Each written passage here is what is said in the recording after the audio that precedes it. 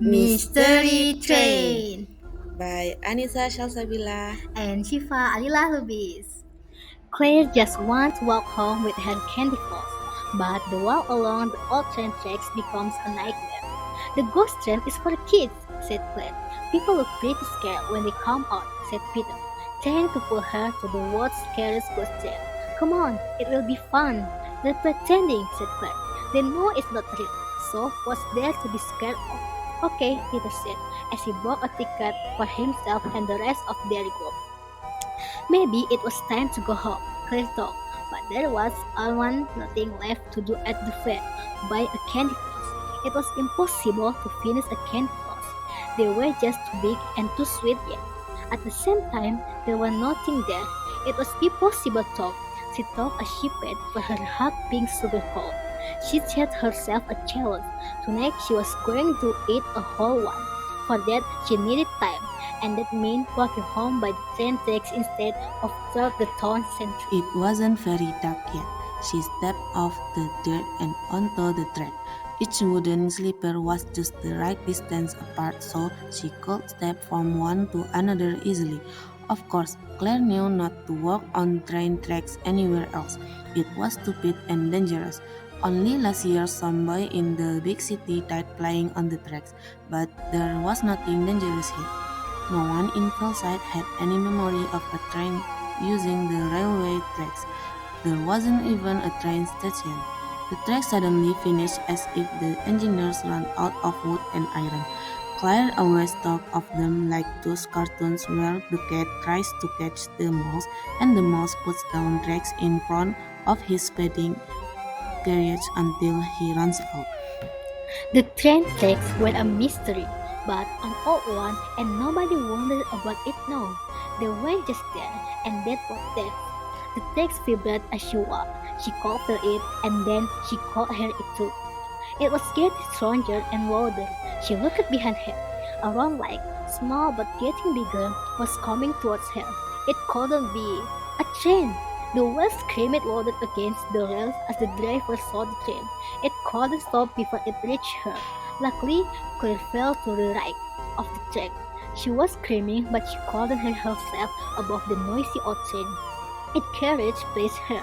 Empty. Where is it going? She thought. The tracks end at a couple of mills. A man put his head out of the window and the engine and shouted, don't you know it's dangerous on the tracks? But there aren't any trains, Claire said. But there was clearly a train now. Whatever was true before. It's not real, she thought. Isn't real, she repeated out loud. But the heat coming from the engine felt real. You can't keep walking on the tracks, so you're going to have to ride the train the rest of the way. No, not scared are you? He said. If it isn't real, what's there to be scared of? He was using her own words to Peter. She couldn't stop herself climbing the metal stairs up with the train's engine. Candy floss in hand. Sit, he said, as the train slowly started moving again. Where are we going? Claire asked. End of the line, he said. Oh, okay, that wasn't fun. The tracks ended near here. The driver said nothing. She didn't want candy floss. It takes forever to eat a whole one. She thought it just wasn't possible. Excuse me, Claire shouted, because it was as noisy inside the train as outside. How long until we get there? As long as it takes to eat a whole one candy floss, the driver of the real ghost train said. The pink hole in Claire's hand looked the same size as when she took her first bite. How long is that? She asked, but she already knew the answer. He turned to face her, except now there was no face. There was nothing under his cup at all. Claire Forever. clutched her candy floss as the ghost train sped through a dark void. The driver had vanished, leaving her alone, and her calls each unanswered. She tried the doors and windows, but none would open. Then shadowy passengers began to appear outside, gazing at her with empty stares. Get off while you can, one whispered, her voice chilling Claire to the bone.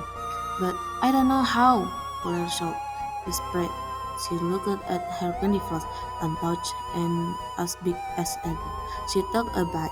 and the candy floss began to shrink slightly with each piece she forced out. Thought its taste bitter and heavy. Almost there, she whispered, seeing glimpses of trees and sky flicker outside. Maybe there was a way, but just as she about to fire the last bite, the fastest driver appeared gripping her hand. You think you can leave? Snarled.